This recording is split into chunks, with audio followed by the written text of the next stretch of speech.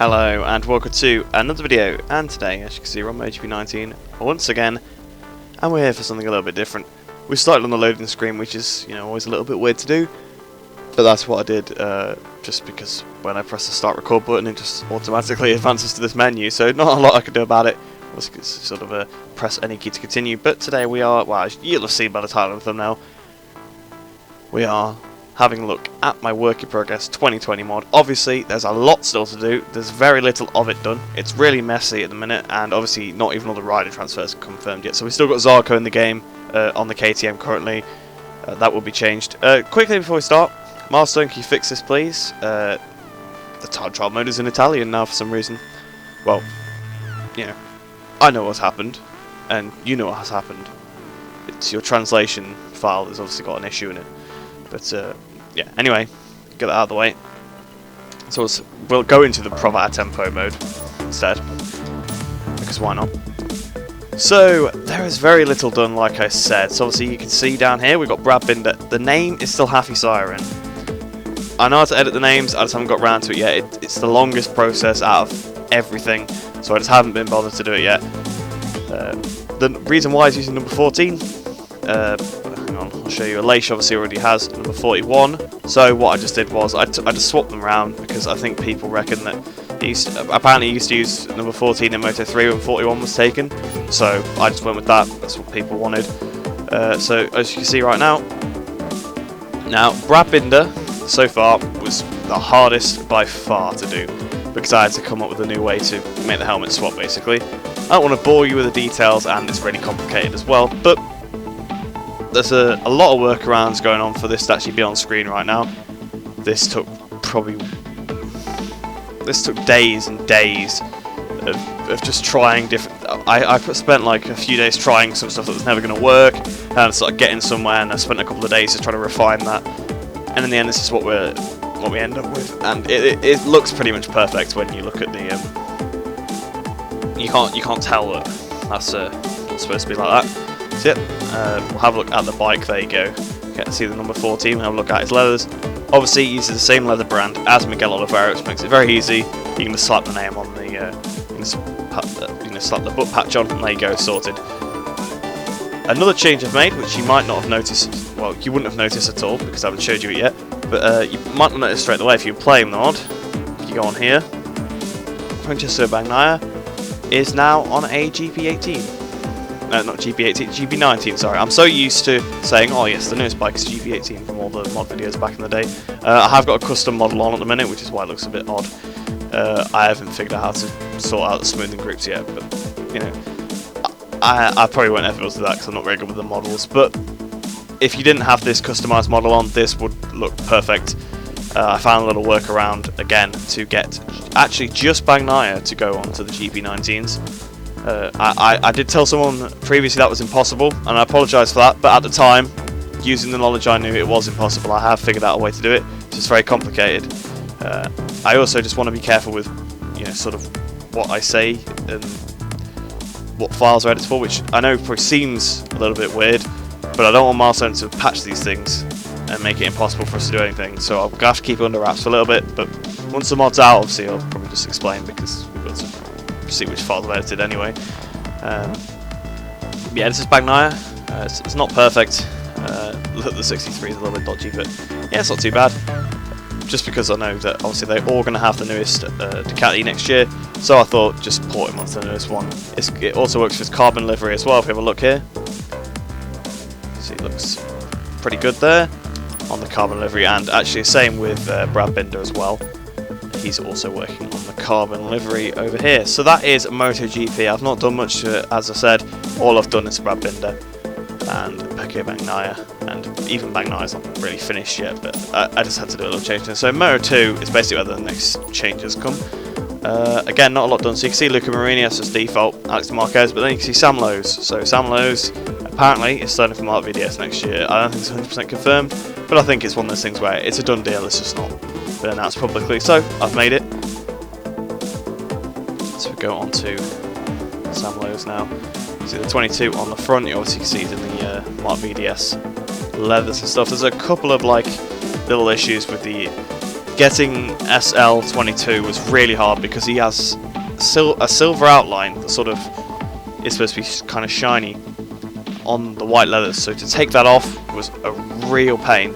But I'm actually quite happy with how this one turned out. This is one of my favourite ones, it says, because I always have sort of ones that look, it just looks right as well, just the way I've done it. And I think the suit I started from suits the bearing leathers. Obviously I started with Viejes, which suited it, which I picked it on purpose.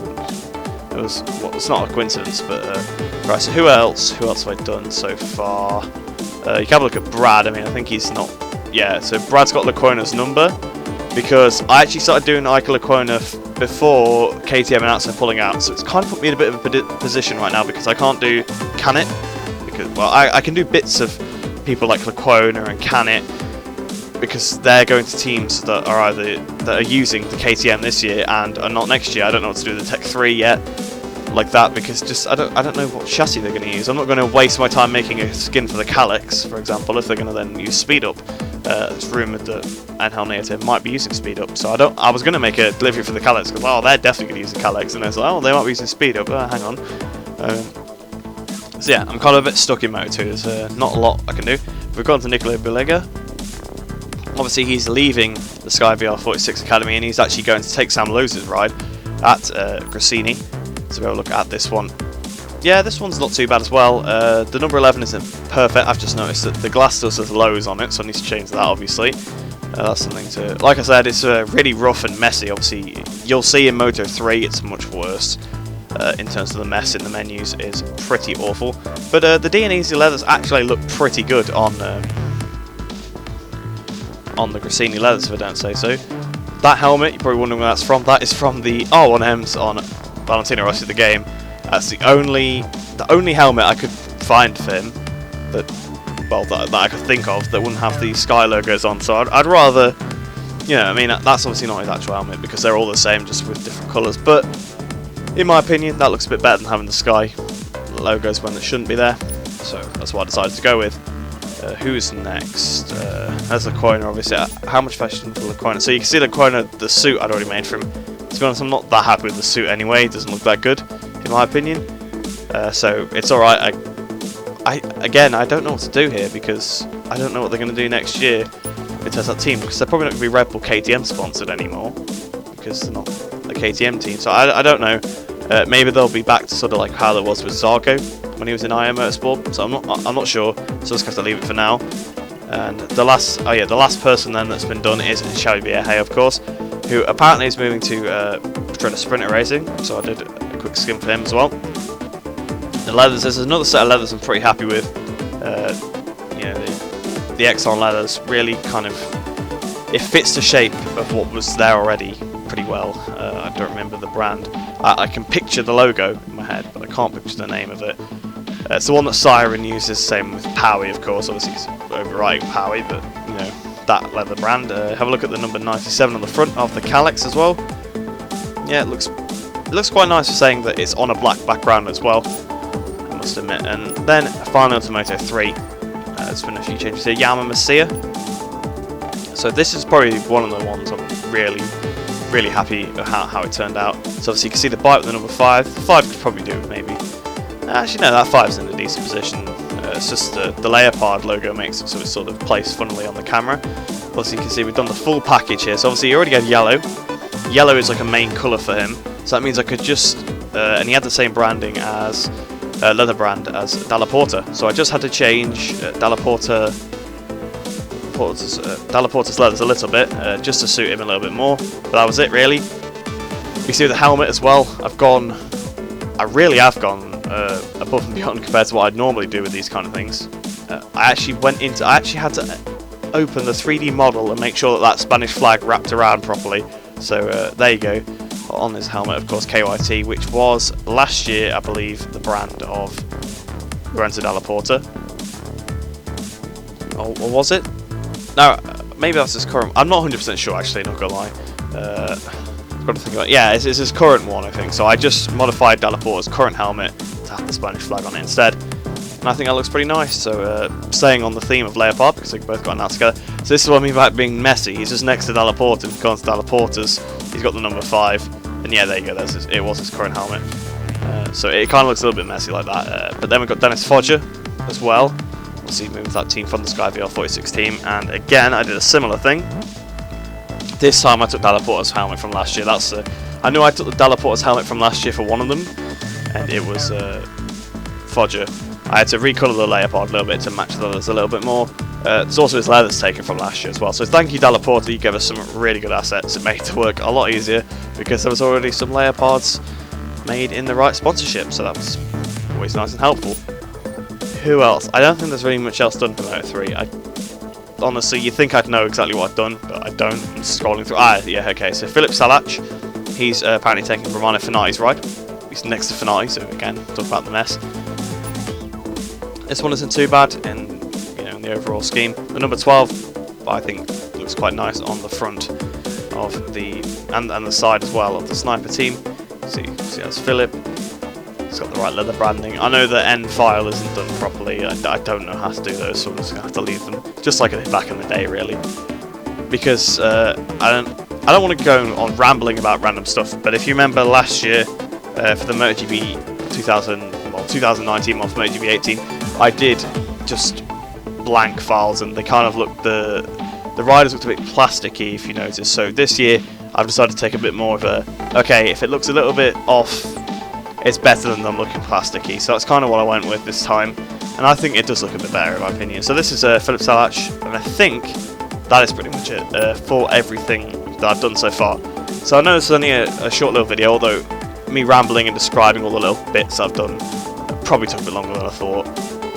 So I've probably padded out the video a little bit longer, so probably not too short of a video, but I know this is a bit of a short one, and I'm sorry for not uploading yesterday. I've just been a bit busy with things, and well, this as well in my spare time, sort of sorting out this mod. I knew I had to start making some headway on it, otherwise I get stuck at the end and I have like half the Moto2 riders, half the Moto3 riders. It's a bit stressful actually when you end up with that, because you've got a deadline, because I always set a little deadline from like, oh, the mod will be released on this day, and then as you get closer and closer and closer, people still haven't announced what riders are having, and you just don't know what to do. It's a bit stressful, but it's fun. It's all good fun. I do enjoy doing it. So apologies again for not learning yesterday. I might do some streams. I'd like to do some more. It's just with MotoGP 19, I have a problem with streaming. I don't know about anybody else, but I use OBS for streaming, and I can't stream the game properly unless the game is minimized. So I don't know why, but if I'm on the game, the screen just freezes on like a certain bit on the stream, and it just stays frozen like that. Whereas if I minimize it, it keeps updated. So I don't really know how to do that, but I was hoping to. Obviously I can't play like that for obvious reasons. So I can't play with a massive delay that's going to be on OBS. I wanted to do some with some controller overlay, show the controller input, because I thought that'd be quite interesting, so you guys can see kind of what I do as I approach corners and things like that. I know it kind of gives away some of the secrets, but I'm by no means the fastest guy out there, so I don't mind if people see what I do. Whatever, I'm not really competing with people for things. Obviously, I am in the league, but I mean, I'm at the back there as well, so it's not like it doesn't really matter if people see the kind of the inputs I'm putting into the controller. But yeah, I thought it would be something interesting just to show. But unfortunately, I am having some technical difficulties with that. But to avoid rambling on any further, I hope you've enjoyed this one. I hope you enjoy the rest of your day. I will be back with more of these, as obviously I do more work on it. But this is the first little overlook. I think it's a little bit later than I did previously, but it took me a lot longer. Like, honestly, the Brad Binder, I'm not underestimating here. No, I'm not over-exaggerating. There we go, that's the word. I'm not over-exaggerating. That took the longest, I think, anything, other than importing 3D models last year, that took me so long. But like I said, I hope you enjoyed this one. I hope you enjoy the rest of your day, and I shall see you in the next video.